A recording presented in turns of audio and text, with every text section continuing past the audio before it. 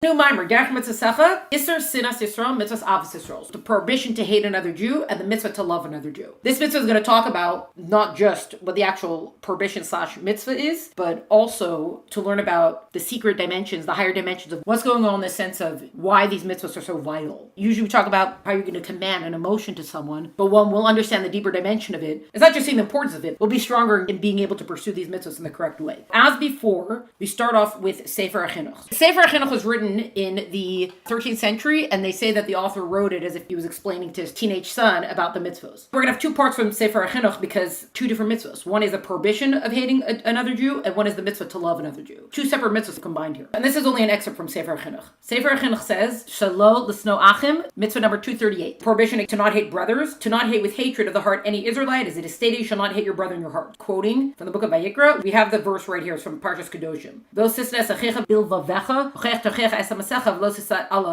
You should not hate your brother in your heart. You should surely rebuke your fellow, but you should not bear sin on his account. That's the verse that he's quoting. And the language of Sifra is in commentary on this, I have only said hatred that is in the heart. As in, don't hate your brother in your heart, specifically the emotion of the heart, and what about the expression of it? And likewise in Arachin, the verse is speaking about hatred in the heart. But when he shows him hatred, and the other knows that he is his enemy, he does not violate this negative commandment. So we see how they're differentiating here in the commentaries. It says, don't hate your brother in your heart. So the commentaries are saying, we just mean specifically, you shouldn't harbor hatred in your heart. The way you behave to somebody, whether or not that's a behavior of hatred or not, that is something separate than what's specifically being stated here. So if someone acts in a way of hatred to somebody else, you haven't violated the commandment of not having hatred in your heart. That's not in your heart. However, he does violate, you shall not take vengeance and not bear a grudge. And he likewise violates a positive commandment, as it stated, and you shall love your fellow as yourself. And nonetheless, hatred of the heart is worse than all revealed hatred, and so the Torah especially warns about it. So what do we see so far? A person is not allowed to have hatred of the heart towards somebody else. This is what it specifically says in the Torah. So you're like, oh, this is only talk about hatred in the heart, as in I shouldn't harbor this emotion, but if I act towards someone in a negative sort of way, and they know that we're on opposite sides of things, that we are against each other, then seemingly you have not violated this commandment. This commandment you might not have violated because there's no hatred in the heart. However, there are other commandments that have been violated, which is not taking vengeance, don't bear a grudge, which speaks about your behavior towards somebody else, not what's going on in your heart. Plus, there is a positive commandment of you shall love your fellow as yourself. And nonetheless, hatred of the heart is worse than all revealed hatred. So we saw, however, despite all this, hatred of the heart, because it's harboring in your heart, it's the worst of all, as in even worse than the way you behave towards someone, because who knows what could fester from that. The hatred of the heart is the lowest level, so the Torah warns against it, as in don't even go there. We have the other warnings, but that's so far, don't even go that far. The root of the commandment is well known, as hatred of the heart causes great evils among people, being a constant sword between a man and his brother, and a man and his neighbor. And it is a cause for all of the informing that is done among people, and it is a lowly and completely disgusting trait among all people of intellect. Which is actually ironic when you think about the fact that it's the elites these days that are festering hatred among people. You could tell people, you could just say, like, obviously you don't care about me, and you don't have to speak to your family members. What is wrong with you psychopaths? We should be doing everything we can to bring families together. Why don't you just not talk about politics if you guys can't agree on it, and you guys are family, and family is forever? Seriously, what is wrong with you people? We saw now the prohibition against hating somebody else. We saw what that is. And now the mitzvah, according to Sefer HaChinuch, the mitzvah of Ahavas Yisroel, loving someone else. Mitzvah 243. The mitzvah of Ahavas Yisroel, to love with love of the soul each one of Israel. As in, you got to be feeling this truly down to your core. Meaning to say that we have compassion for an Israelite and for his money, just like a person has compassion for himself and for his own money. As it is stated, you shall love your fellow as yourself. And they made the memory be blessed. And the sages said, what is hateful to you, do not do to your fellow. We're actually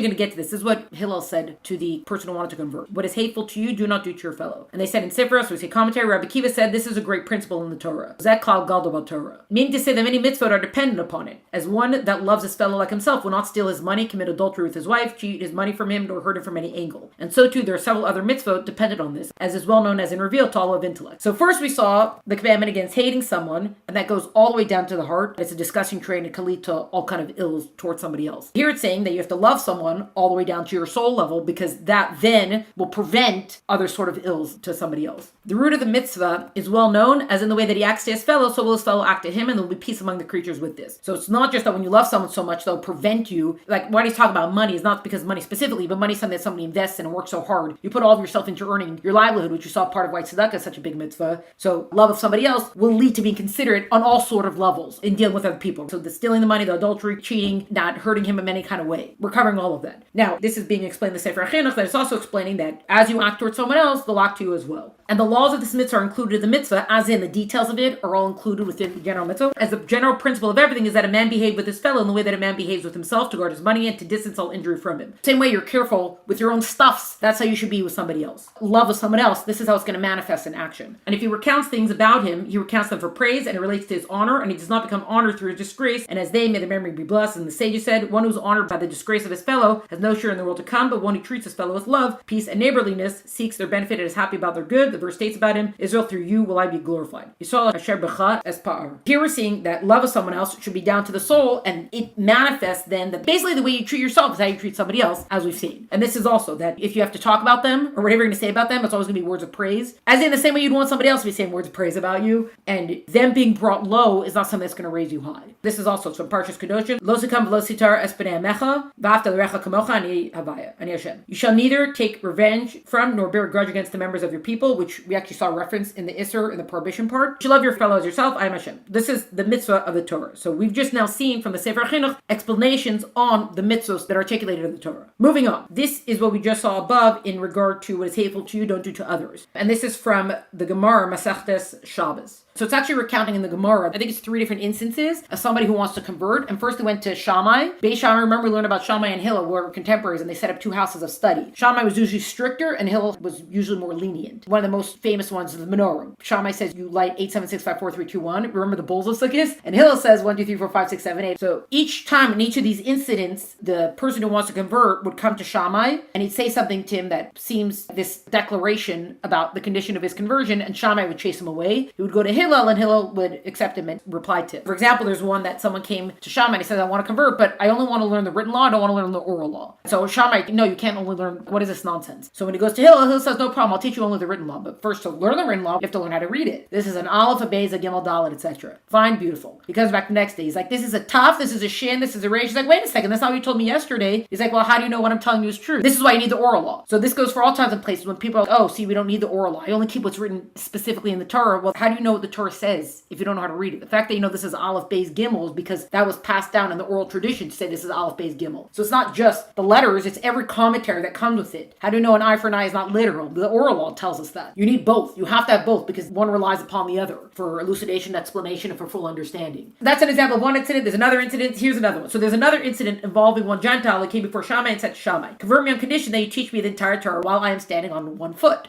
Shammai pushed him away with the builder's cubit in his hand. This was a common measuring stick, and Shammai was a builder by trade. So the same Gentile came before Hillel. He converted him and said to him, that which is hateful to you, do not do to another. That is the entire Torah, and the rest is its interpretation. Go study. So first of all, don't forget the last 2 words there. Part of what this Maamar is also looking at the specific wording of it. The way that Hillel says it is, that which is hateful to you, do not do to another. It doesn't say love your neighbor as yourself. It says that which is hateful to you, don't do to somebody else. That's the entire Torah. The rest is interpretation, is the rest is commentary. Now that I've told you this, now actually go and study what's written in the Torah. If you remember, we saw this in Tanya, chapter 32 of Tanya, which is Lev, the heart of Tanya. It's the heart part, and that's the chapter about Ahavas Yisroel. And there it focused much more on how is this the entire Torah, because loving someone else has to come from a soul level. Come from a soul level is coming from a level of soul equals God, basically. When it's on that level, that is what the entire Torah is. Loving someone being the entire Torah means that I've chosen the viewpoint of God being foremost, of spirituality being foremost, and that thereby is going to guide me throughout the physical material world. That's kind of a very abridged way of saying it. So now here's a question. This is what Hillel says about what hateful don't do to somebody else. This is the entire Torah. So the question that the Maamar is going to ask is, how is love for another Jew the whole Torah? What about all the mitzvahs between man and Hashem? Sure, we could say that's the whole Torah as far as our interpersonal relationships are concerned, but what about, well, we're going to see for a second, what does tefillin have to do with loving somebody else? That's between me and God. Or what does eating kosher have to do with somebody else? That's between me and God. So how can you say that? That's nice about the mitzvahs that are between man and man, as we call it, but where are the other things? So we're going to go through different verses now that, well, they'll set us up, obviously, eventually for where we're going with this. Some which is Job, it says, Im tzedakta matitein lo, o ma miyat chayikach. If you're righteous, what do you give him, or what does he take from your hand? As in, talking about this level that the mitzvahs that we do don't affect God. Im tzedakta, if you're righteous, what do you give him? The mitzvahs between us and God are irrelevant, they're not important, because at a certain level, God is unaffected by them. What do we say? It seems that mitzvahs between man and man are different in nature than mitzvahs between man and God. As the former have readily understood value and tangible benefit, we can understand why we foster good relationships between people. We can see the outcome of it. Mitzvahs between man and God emphasize Kabbalah soul, which is accepting the yoke of heaven. sin. For really, any action in the physical world is insignificant in his eyes. We're setting up different parts here. So number one, Hillel says, what's hateful, don't do to somebody else. That's the entire Torah. Okay, that's interesting. How can you say that only mitzvahs between man and man are the whole Torah, but all the other mitzvahs? So are we trying to draw this paradox here about how the mitzvahs between man and man, I see the tangible benefit from it, and the mitzvahs between me and God, because it's just about accepting the yoke, are they not included with this because anything that we do down here doesn't really affect him? Where are we going with all this? How we say that it's like this? Now, here we have, you might recognize this. This is what we say every morning before davening. Every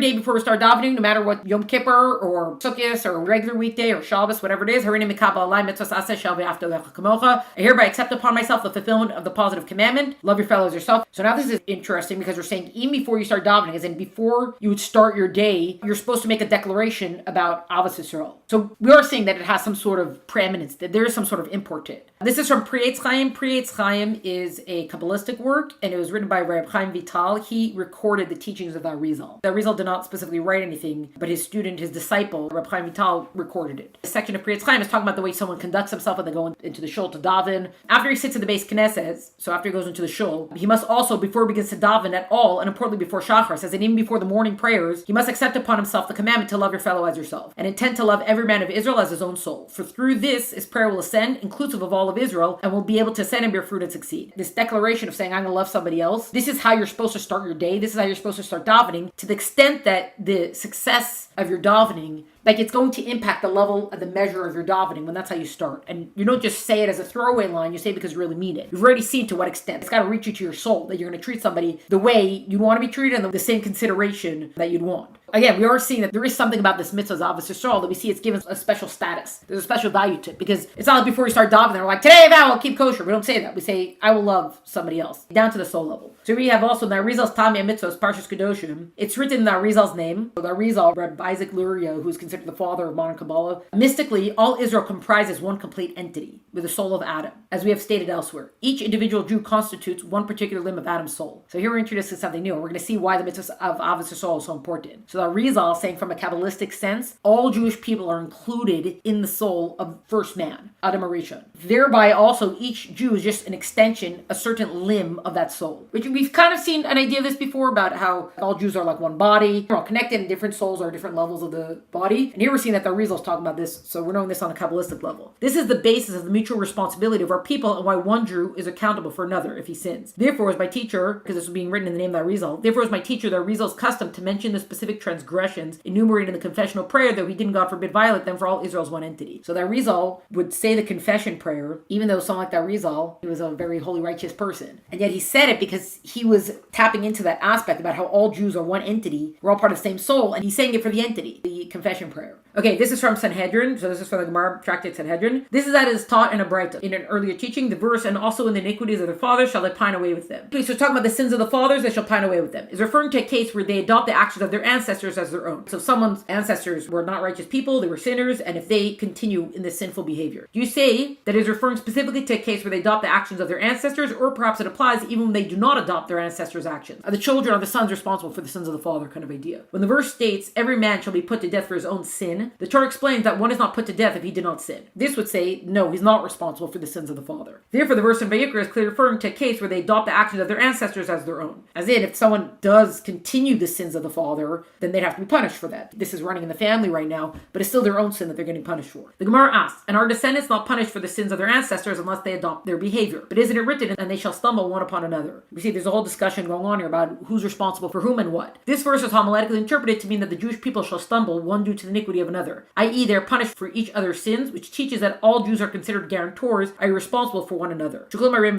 All the Jews are responsible for each other. We're tying this into the idea of the Arizal saying confession, because we're saying confession for the entity, not because the Arizal specifically had any sins. The Gemara answers, therefore the reference is to a case where others had the ability to protest the sin, but they did not protest. As in, someone had an opportunity to say, you probably shouldn't do that. Now, whether or not the person listens separate, but someone not speaking up to warn someone against the behavior, consequently, they're punished for not protesting, regardless of any familiar relationship they may have with the sinner. So first it's saying, are children responsible for the sins of the father? It said, no, everybody is responsible for their own sins. No, but maybe if they continue the behavior of the father, well, now there's the sins that they're responsible for. So here it's saying, but didn't we say already that everybody's going to be stumbling over each other in their sinfulness? What we're talking about here is that Jewish people are guarantors for each other, that people are responsible for each other in the sense that you got to be keeping your eyes open, and if you see that someone might be going down a sinful behavior, you should speak up. Obviously, there's a way to speak up. They should say something to try to warn them away from a certain sort of behavior. What we're looking at this part of the Gemara is to say there is an interrelation and interconnection between the Jewish people. So this is what we've established so far, and we can see how this is going to lead us on the path of learning the greater secrets of the Ahavas Yisroel and the prohibition against hating somebody else. Adam, the first man, Adam, was what we call an neshama klalis. An neshama klalis is an encompassing, all-inclusive soul. All-encompassing soul of all the souls of Israel. We usually use this expression when we're talking about the great leaders throughout the generation. So when there's a great tzaddik of a generation, we'll use this term of neshama klalis. Because that means that the leader of the generation is tapped into all the souls of that generation. His soul includes a connection or piece, whatever the terminology is, of all the souls of the generation. That's part of how he can help everybody. Why you go to a holy tzaddik to ask for a bracha? Because he could tap in. How can he tap in? Because there's a connection there. Why do people go to the Rebbe for a bracha? Because the Rebbe has this sort of connection, being like a Moses of the generation. His soul then would be comprised of all the souls of the generation, and that's how we can tap in and say, okay, this is the channel that needs to be open. This is how I could draw down for you. This is what you need to be doing. Things like that. We're looking now on the larger scheme of things that Adam, he was a whole soul of all the Jews of all time. The human form reflects a collective of Jewish people, with each drawing down a soul from different parts of the body. So here's what we've established, that there's a prohibition against hating someone in the heart, as in that is the lowest level of hatred, not just in action, but down into the heart level. The Torah prohibits against it because that would manifest in action toward each other, and so the Torah prohibits it. Now you could say, oh, but if I only act in a certain way towards somebody else, but I don't feel it in my heart, you still have violated a prohibition because there's other prohibitions that have been, or other mitzvahs that have been violated. The Torah also says that you have to love someone else, that means down to the soul level. And that also will manifest in behavior towards someone, that you will be careful with them and their loved ones, their possessions, and things that are important to them. Also including their honor and their praise and things like that. Then we saw the idea that when the convert goes to Hillel and he says, teach me the whole Torah in one foot, he says, what's hateful for you, don't do to somebody else. That's the entire Torah. Everything else is commentary. Go study it. How is that the entire Torah? Okay, mitzvahs between man and man. We can see why that would be so vital for everything, for civilization, for things to work. What about mitzvahs between man and God? How are they included in this thing of what is hateful, don't do to somebody else? Not only that, we're seeing that a mitzvah of loving somebody else, the mitzvah of V'ahavta l'recha kamocha, is so important that we're saying it even before we start davening. The new thing that we're introducing here is that Jewish people are responsible for each other. Why are we responsible for each other? In the sense that you should try to warn somebody away from not good behavior and things like that, is because we're all part of one entity. There is an idea that even if now we don't necessarily sense it or see it as much, that all the Jewish people were included in Adam's soul. Adam being the first man, and remember we saw the Gemara about how everybody descends from Adam, so no one person could say, oh, how important I am, because the whole world descended from only one man. We all descended all from one man. We were all included in this soul of the one man. Everybody who comes afterwards, it actually excludes, except for the souls that are going to be born after the resurrection. But everybody who comes afterwards, until the souls that will be born after the resurrection,